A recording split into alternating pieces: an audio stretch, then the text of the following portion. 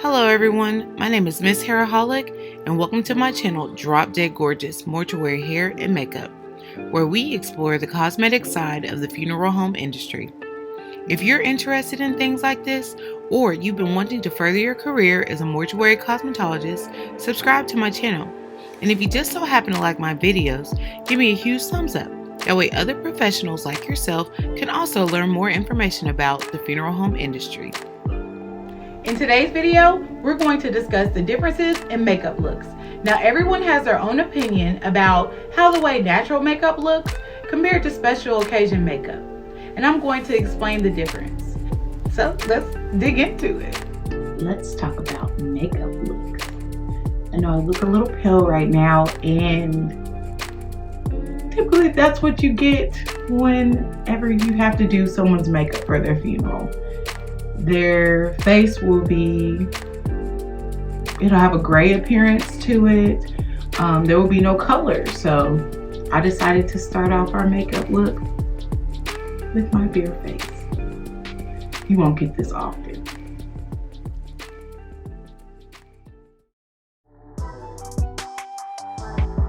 Now, before I start, I just want to say their face will be heavily covered with stone oil. I mean, like everywhere. And stone oil is just a thick lubricant that helps the skin retain moisture and it won't dry out. You will also notice that they will have cotton or some sort of material that stops drainage from certain orifices.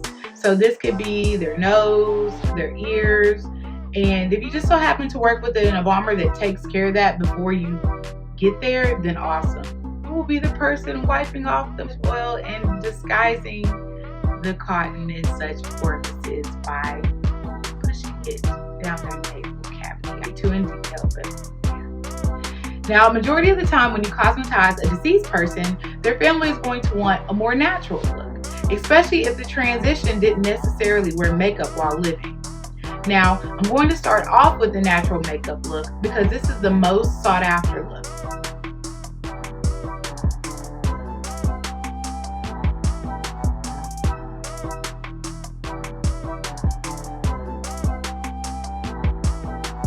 Natural look consists more of complementing flesh tone foundation applications with minimal lip color and possibly blush. Now, glow tint or derma glow can be used also to help mimic the appearance of blood under the skin in addition to just using blush.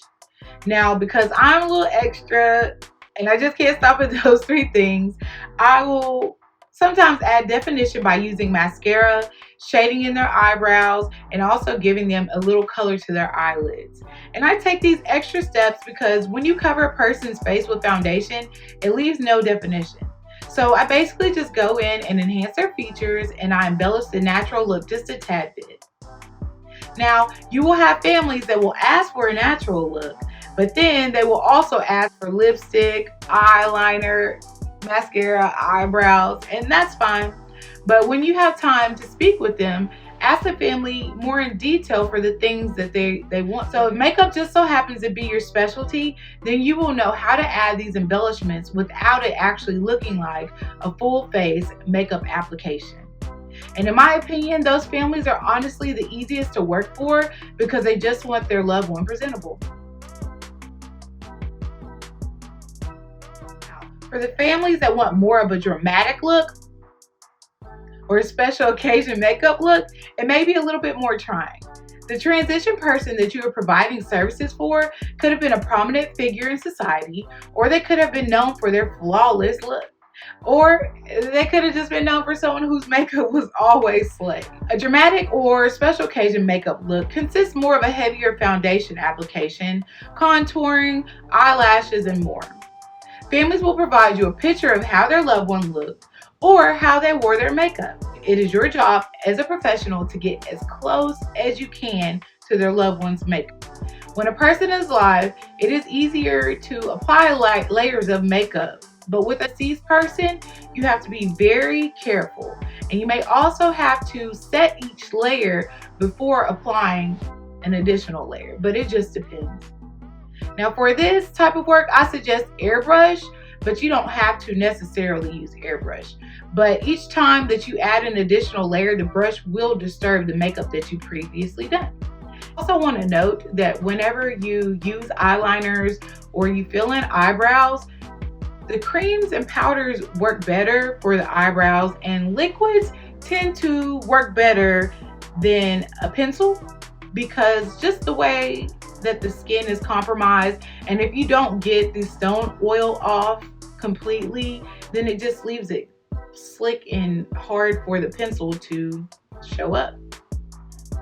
Now, I know there will be a question about how you should charge for your services. Now, typically for a natural makeup look, I charge the normal base rate, which is my normal fee. But for a dramatic look, you can charge a little bit more depending on how much in detail you're going to work, doing their makeup. So when it comes to the cost of your service, I wouldn't make the fee too outrageous. Also take into consideration the funeral as well. Well, that's all I have for my video today. Hopefully you found this information helpful.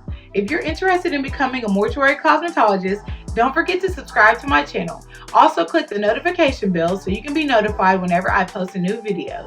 If you have any comments, questions, topics, you can email me at dropdeadgorgeous13@gmail.com, or you can also check me out on other social media platforms such as TikTok, Facebook, and Instagram as Miss Mortuary, Miss_Mortuary. All right, guys, thanks again. Bye.